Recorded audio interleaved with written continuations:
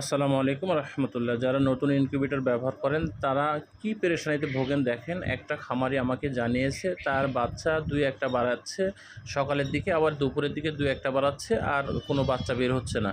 আসলে তাদের অনেক সময় ওই দুই একটা বাচ্চা যে বের হয় সময় হয়নি, কিন্তু বাচ্চা বের হওয়ার অর্থাৎ দুই একটা যে বাচ্চা বের হয়েছে তাপমাত্রাটা ওই জায়গাতে বেশি লাগছিল বিধায় আগে বের হয়েছে, যার জন্য এই পেরেশানিতে ভোগে। তারা টেনশন করে যে আমার ডিমের বাচ্চাগুলো নষ্ট হয়ে গেল কিনা। না, এই যে আমাকে ভিডিওটি একটা পাঠিয়েছে, উনি বলেছে আপনারা দেখবেন, ভিডিওটা দেখবেন। উনি নিজেই বলেছে তার বাচ্চা ডিমের বয়স হয়েছে 16 দিন, কিন্তু 18 দিনে বাচ্চা বের হয়েছে। যেহেতু এখন শীত চলে আসছে, এখনও গরম নয়, গরমে 16 দিনে বের হয়ে যায়। তার কারণ যে দুই একটা বাচ্চা বের হয়েছে, এই বাচ্চার এই ডিমের তাপমাত্রাটা অতিরিক্ত লেগেছিল বিধায় আগে দুই একটা বের হয়েছে। পেরেশানি কোনো কারণ নাই, আপনারা প্রয়োজনে তাকে একটা বুদ্ধি দিয়েছিলাম। দেখেন, আপনারা ভিডিওটা দেখেন। যে খামারিটা পেরেশানিতে ভুগছিল তাকে আমি জানিয়েছিলাম তুমি ডিম দুই একটা ভেঙে দেখো, তার মধ্যে দেখো অবশ্যই রক্ত রয়েছে, এখনও সময় হয় নাই।